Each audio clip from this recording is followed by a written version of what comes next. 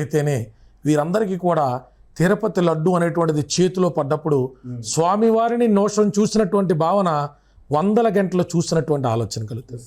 అట్లాంటి ఒక లడ్డు చుట్టూ రాజకీయం చోటు చేసుకోవడం నిజంగా దురదృష్టకరం అండి. ఎందుకంటే మనందరం కూడా తిరుపతి లడ్డు ప్రియులమే కాదు, ఎంతో ఆసక్తిగా ఎవరన్నా ఒక ₹1,00,000 పెన్ను మనకి ఇస్తారంటే కూడా ఒక 2 లడ్డూలు పట్టుకొచ్చారంటే అదే ఎక్కువ గిఫ్ట్గా భావిస్తాం. అలాంటిది ఈరోజు లడ్డు చూస్తే నిజంగా వేరే వ్యర్థ పదార్థాలు కలిసినాయా, నిజంగా జంతువులకు సంబంధించినటువంటి కొవ్వు పదార్థాలు అడల్టరేషన్ కోసం కృత్రిమమైనటువంటి నెయ్యి తయారు చేయడం కోసం కలిపారా అనేటువంటి భేద భావన మనకు వచ్చేటువంటి పరిస్థితి వచ్చింది అంటే ఇది సరైనటువంటి విధానం కాదు. కాబట్టి ప్రభుత్వం తక్షణమే అసలు ఆ క్యాఫ్ రిపోర్ట్ అనేటువంటిది మరింత స్పెసిఫిక్గా, ఎందుకంటే ఇప్పుడు దాకా టీడీపీ పార్టీకి సంబంధించినటువంటి ప్రతినిధులు చూపెడుతున్నటువంటి దానిలో కింద 7 పాయింట్స్లో అది ఏ విధమైన ఆయిల్ అయినా అవ్వచ్చు. ఒకవేళ ఆ ఆవు ఏదైతే ఈ నెయ్యికి సంబంధించినటువంటిది జ్వరం పడి ఉంటేనో, వయసు అయిపోయి ఉంటేనో, రకరకాల పారామీటర్స్లో కూడా ఇక్కడ పాజిటివ్ వచ్చినప్పటికీ, అంటే జంతుజాలానికి సంబంధించో వెజిటేబుల్స్ కొల్లబెట్టి తీసినటువంటి ఆయిల్స్కి సంబంధించో అడల్టరేషన్ కోసం డాల్డానో ఇంకోటో కలిపారు అని అనుకోవడానికి లేదు అని ఆ రిపోర్ట్ చెప్తుంది. కాబట్టి నిపుణుల యొక్క సలహా మేరకు నాకు అర్థమైంది ఏంటంటే మోర్ స్పెసిఫిక్ టెస్ట్లు అనేటువంటివి ఖచ్చితంగా సత్వరం చెయ్యాలి. నిందితుల్ని ఎవరనేటువంటిది పట్టుకోవాలి.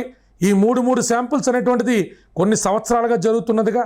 చంద్రబాబు నాయుడు గారి హయాంలో కూడా ఆ ప్రాశస్త్యాన్ని కానీ ఆ పవిత్రతను కానీ కాపాడడానికి 10-15 సార్లు ట్యాంకర్లలో క్వాలిటీ చెక్ చేసి బాలేదు అంటే తిరిగి వెనక్కి పంపించారుగా. మరి జగన్మోహన్ రెడ్డి గారి ప్రభుత్వంలో అలా పంపించకుండా టెస్ట్ రిపోర్ట్ వచ్చేదాకా ఆగకుండా నిజంగా వంటశాల దాకా ఆ వ్యాన్ వెళ్ళిందా లేదా అనేటువంటిది ఇంటెలిజెన్స్ రిపోర్ట్తో సరిపెట్టుకోకూడదు.